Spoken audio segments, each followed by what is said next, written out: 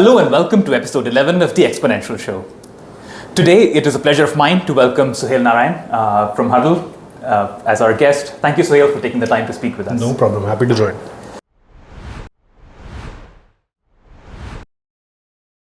Perfect. So, Suhail, without wasting too much time, let's get straight to it. This is a question we ask all our guests. What's your origin story? What made you get into the crazy world of entrepreneurship? Origin story. We'll be here for a few days if you want to hear the whole story. But very simply put, it was just a crazy passion for sport. I didn't know anything else that I was good at while growing up or enjoyed. I wasn't great at sport also, but I was better than most other things. I was horrible at studies, didn't enjoy any subject, any field. Barely made it through school, college, etc. But along the way realized that the only thing that I'm passionate about, interested about, the only thing that makes me feel excited is either playing or watching or something to do with sport. And that's essentially how Hudle started, just dabbling around various things, trying to build a business in and around sport. In I think now about almost more than 8 years ago now. And over the first 2-3 years, we experimented a lot, tried different things, and sort of realized that the main idea or the main problem statement that we can solve at scale is just providing accessibility to sport, which people like me and a lot of other people who grew up, a lot of other kids who grew up in the 90s maybe didn't have clear access to facilities, to all the other things that go with playing a sport. And adults didn't even think about playing a sport at that time. So, and that's the origin story of Hudle. Now, if I had to sort of tell you in a minute or two, just a crazy passion to do something in sport, primarily because I was not good at anything else, leading to, coincidentally and through a lot of hard work and effort, leading to what you see of Hudle today. That's how we ended up here, with the core belief that we want to improve accessibility to sport for people of all ages. Yeah, I think that's a real problem. And as a 90s kid who grew up in Delhi, I can relate with that problem, right? And I'm a basketball player myself. Especially when I moved to Gurgaon, it was a big pain point for me, not finding pickup games near me. When was this? That was in 2009. Yeah. So 2019 when I moved to... Yeah, so that was the early stages of when you were starting out. If you're in Gurgaon now, I mean, the things will be a lot better in terms of finding places, finding people. And yeah, but it's still early days. Of course, so, it's a large country. Yeah. Speaking of problem solving for people like me, right? So you work obviously with facility providers and you serve sports enthusiasts. So can you tell me the exact problems that Hudle is solving for both these types of users? Yeah, I mean, if I take a step back, I think we like to think of ourselves as a sports community platform. Right. And sports is a community activity. I mean, leave aside swimming or golf. Right. Most sports need to be enjoyed in groups. So what we're trying to do is solve every problem one by one that a potential player might face. So imagine a 30-40-year-old person living in Delhi wakes up one day, wants to play badminton, right? So what are the problems that he or she faces? Number one, I need to find a court to play at. Right. Ideally, it should be nearby. I will not travel far for a recreational activity. Number two, I need people to play with of a similar skill level, ideally. Otherwise, both of us will not enjoy the game. True. Number three, I probably am not great at it, so I also might need a coach to help me learn the game. Number four, I need to find the right rackets, the right shoes, the right equipment. Right. Right. And then once I become a serious player, I want to be able to see how I'm progressing in the game. Like imagine a Virat Kohli is able to see all his stats, what he's doing well, what he's not doing well, how many runs he scored, his batting average, etc. Why can't a regular recreational player see that, right? So to be able to better track their game. All of these problems is what Hudle is here to solve. We are not solving all of them today. Right. The find a facility, find a court nearby, and the find people or players of a similar skill level nearby is what we have solved. though there is also a long way to go in sort of optimizing and improving this aspect also, and slowly we'll start solving the other sort of pieces of the puzzle as well. Okay. With the end goal being to become the one-stop shop for anyone looking to play a sport. All of the problems that they might face in their entire career, entire journey of playing a sport, Hudle will end up solving one by one. That's great to know. And the 18-year-old me, and by the way, I got the year wrong. I moved to Gurgaon in 2013. So the 18-year-old me who moved to Gurgaon back in the day would really appreciate what you're doing. Same for me. I was 18 in 2006. Right. So about the same. Right. So and on the other end of the spectrum, I imagine having a platform like yours is also very helpful for people who are setting up facilities. Yeah. Which fortunately there are more of now. Yeah. But can you tell me what problems you're solving for that user type? So I mean, there are a bunch of problems. One is we're almost with our facility partners, we're almost like consultants. We're almost like sort of consultants and helping them in their journey. In terms of what we provide, I mean, in terms of the tangible value, we provide India's most comprehensive SaaS solution for their day-to-day operations, whether it's booking management, memberships, invoicing, database management, accounting, all the tasks that a facility being run professionally needs to do on a day-to-day basis. We are able to automate on a single software built specifically and built exclusively for sports clubs and sports facilities. So that's what we provide. Then we provide access to obviously the community.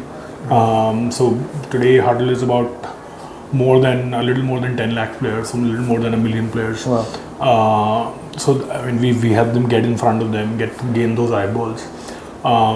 And then we also have, every facility has a dedicated account manager and they act as consultants to them, right? So sort of giving them advice basis the customer feedback. A lot of venues even, or our venue partners even come to us to ask, how a particular location is which they're planning to expand to, what is the kind of, what are the kind of pricing they should charge. We would even advise them on, what is the right price point, what is the right marketing strategy. So we almost act as consultants to them. But with the main offering being that we provide a SaaS solution and a community platform to help them market the product. But it goes a lot deeper than that in terms of helping them with anything and everything. A facility is open and they're looking to get a coach on board. We would connect them with whoever we can find. They're looking for a vendor to renovate their lights. Random examples, anything to do with the facility, we act as consultants because we also operate from almost like a bird's eye view. Of course. Where we have relationships all across, and we are able to sort of utilize that to benefit everyone in the ecosystem. And that's the real value. The technology and the community and all of that is what we started out as. But today, the real value is intangible. Interesting. Yeah, and I think as you describe these solutions, because I'm in touch with a lot of sports facility providers in Bangkok, which is my home city now, and I rent courts, I interact with their owners, their managers, and a lot of the problems that you said, I can now, as I recall anecdotes, see they're very, very real problems for them, and that's something that needs solving, and I'm glad that there's somebody solving them in Hudle. Now, switching gears a little bit, so entrepreneurship is a team sport, right? You never succeed or fail alone. And in that, I saw from your profile that you have two other co-founders who are sort of in the battle with you or on the field with you. So can you tell me about your co-founders and the synergies that you have there when it comes to Hudle and outside of Hudle as well? So I think one, we have very different skill sets. I think it's a cliche, but it's true. And we also sort of, are able to sort of bounce things off each other and, decide accordingly. Three of us also have very different likes and interests. I'd like to think so, though they might not agree. while Hudle was something that I started on my own, it's also unique that I found the right co-founders along the journey, right? Arjun, I met like 6 months when we started about 7 years back. So it was by chance that we sort of met, right? It's not the typical startup where founders are, college batchmates or colleagues before or know each other very well. Arjun and I didn't know each other.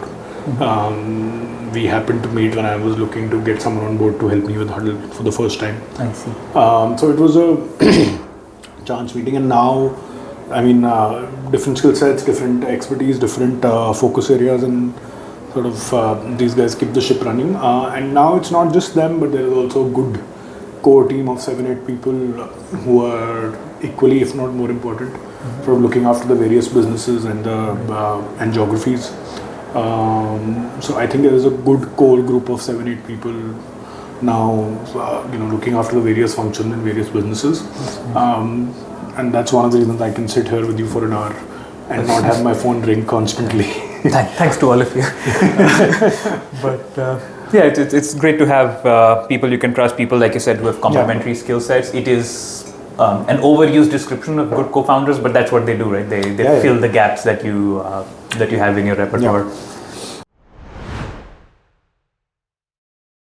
Talking of sports, right? So we were just talking about the India that you and I grew up in versus now. A lot of things have changed. People's interest levels in sports have changed. The availability of infrastructure has evolved. Just sports outside of cricket have become way more prominent than they used to be just a couple of decades ago. So there's obviously, at least from the outside looking in, I can see that there's a lot of evolution going on in the sports ecosystem. But since you're here on the ground working in this industry, what trends in Indian sports do you see that makes you bet so big on this market? I think usually when people ask or people discuss the Indian sports ecosystem, it's very often to do with the lens of professional sport. The likes of the IPL, the Kabaddi League, and the Olympics, and how many medals we're winning, and all of that. I would be the worst person to answer that. We as a company are very far from professional sport,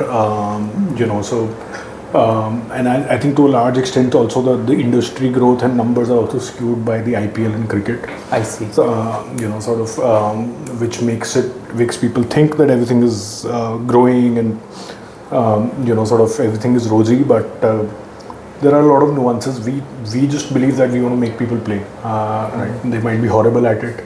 We are the happiest when we go to a badminton court and see people playing who don't know how to play very well, because then we've convinced someone to at least come and try it out. And it's a simple belief that if we can get millions and millions of Indians, aged between 20, 30, 40, to start playing a sport, then they're more likely to encourage the next generation to also pick up sport. Absolutely. And if that happens from that next generation, we'll find enough Olympic medalists. I'm sure. Right now the problem is that there are not enough people playing. That's as simple as that. Now, in terms of the industry, in terms of a lot of exciting stuff happening, various startups and various innovations happening on ground. But the sort of growth of the industry gets pegged with the growth of the professional leagues and Olympics and all of that.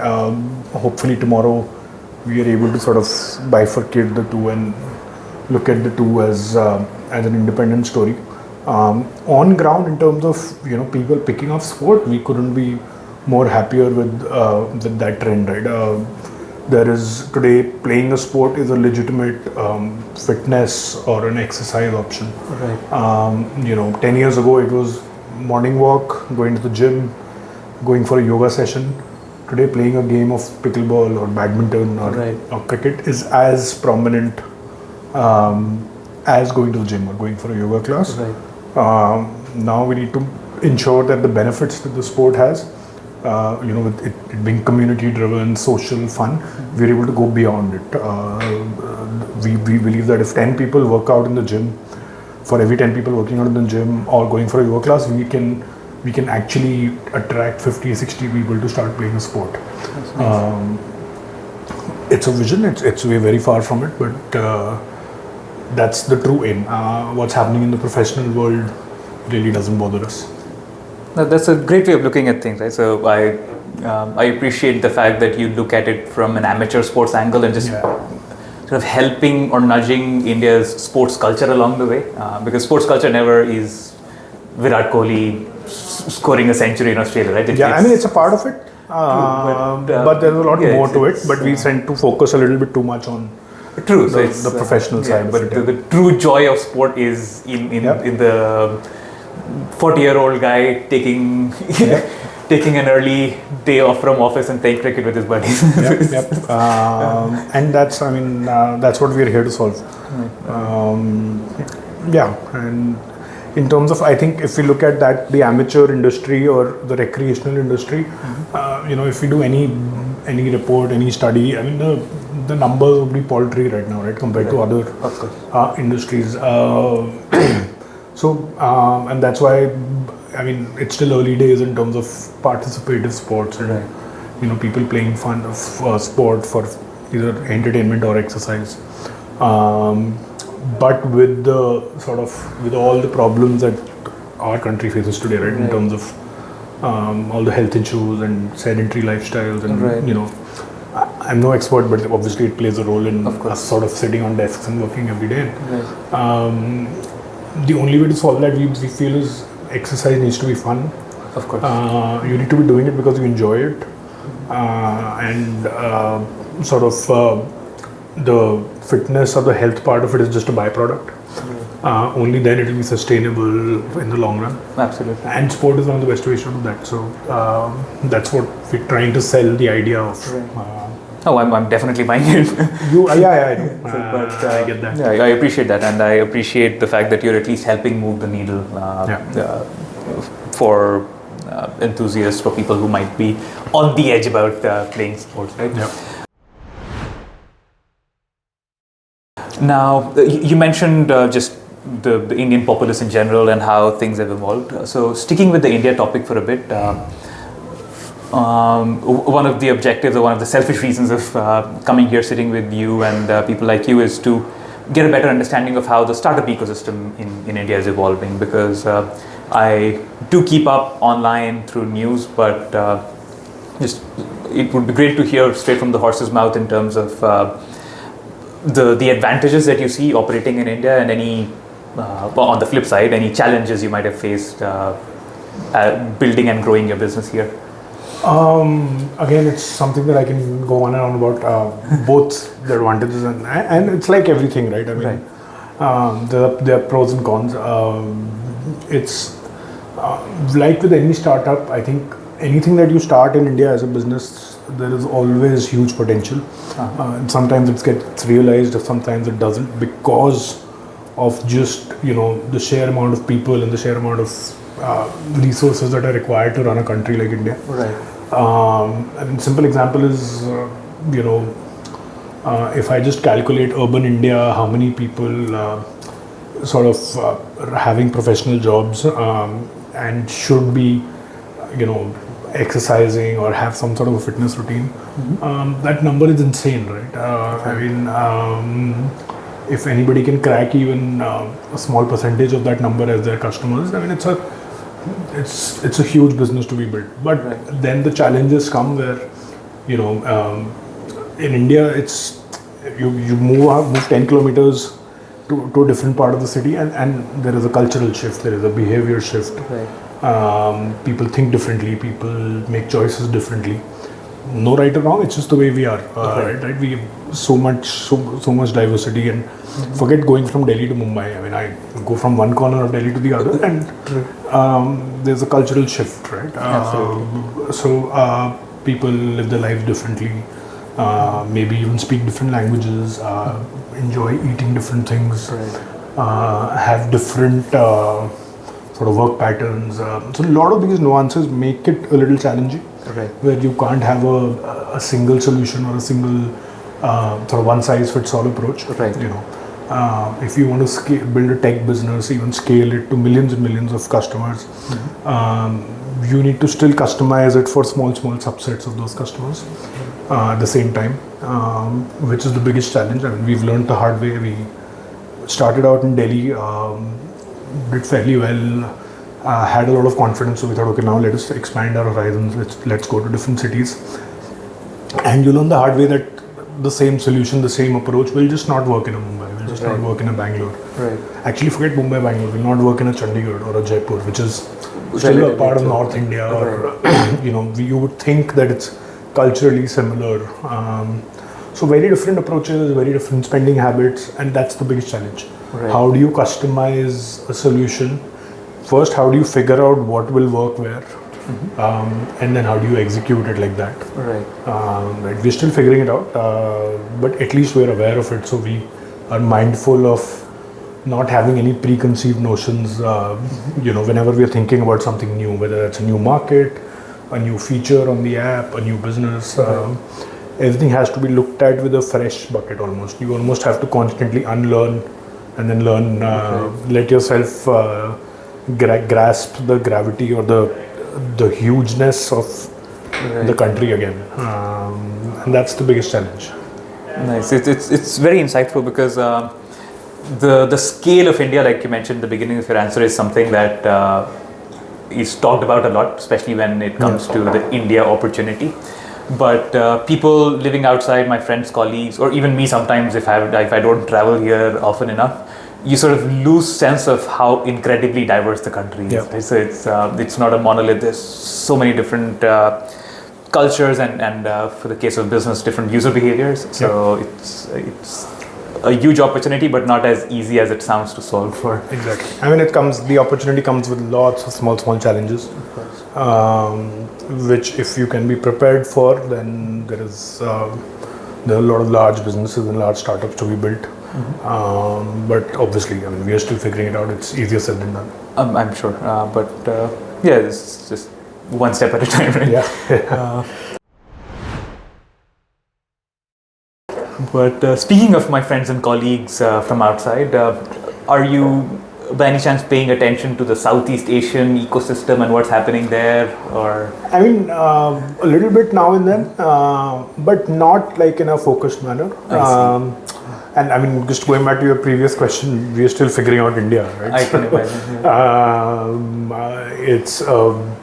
We will eventually look at other markets. Right. We just don't have any bandwidth or mind space right now to look at it. We do keep a track, especially in our industry, of what's happening. That's also more from a learning and sort of from a point of view that let's see if somebody's doing something interesting that can we replicate that here. Right. Mostly the answer is no, because I mean India has such a unique sort of requirement of any business. But at least it sets your mind running, and I mean you're able to see what's happening in the world, and just good to be aware. But we are purely focused on India for the short term. It makes a lot of sense, and just macro level, there's some parallels to be drawn. Obviously, the size of population, Southeast Asia in general, not individual countries, and then within those individual countries, the cultural differences, the purchasing power differences, things like that. I see. We realized that Mumbai is we first big city we entered after Delhi was Mumbai. And it was a shock to us how different it is. Right? We thought, people play cricket in Delhi, people will play cricket in Mumbai also. What can be different, right? So now the idea that we need to go into a different country when we can't even figure out different cities within our country is sort of a scary prospect. But eventually, I mean, it'll become an exciting prospect. Once we are able to master this. Sure. And like I said, there's so much scale to be built in India itself that for the foreseeable future, it's not a necessity to correct to grow outside of India. Now, getting to our final question, Suhail.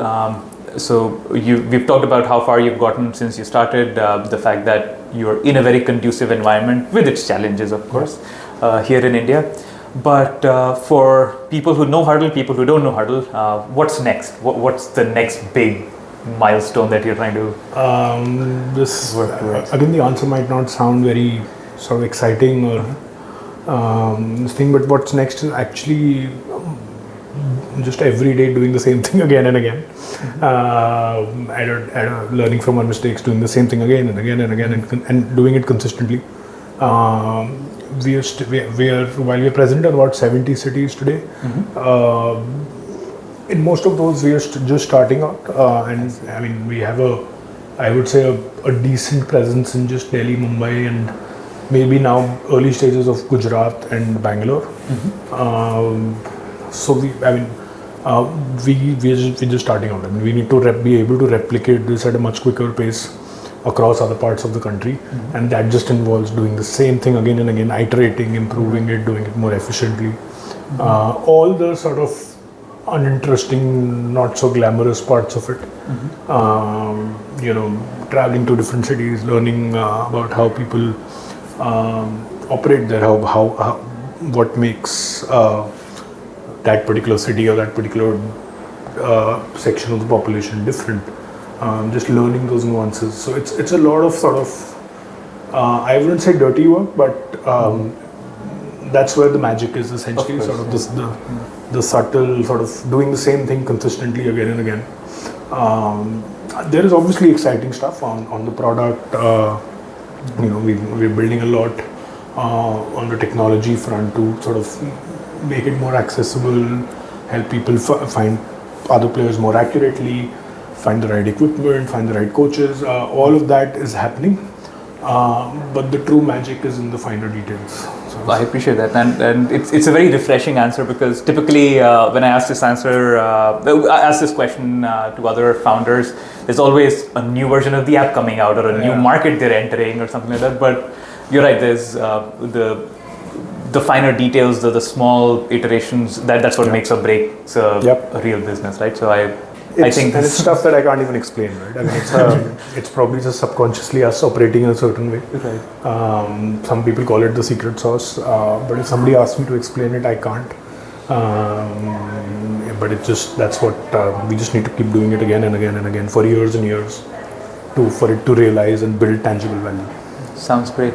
So with that, Suhail, we come to the end of our discussion. I appreciate you taking the time, appreciate you sharing your story, your insights, and hopefully, if not for work, we'll see you in Thailand very soon. Yes, definitely. Thank you very much. Sometime soon. Maybe as we'll launch Hudle there with you sometime. I'll keep my fingers crossed for that. For very selfish reasons of me being able to book basketball pickup games, but that would be done. I'll keep that in mind. Perfect. Thank you so much. Thank you, Suhail. Thanks to everybody who tuned in. Thanks to our friends at Multiply Marketing for sponsoring the production of this episode, and we'll see you in the next one.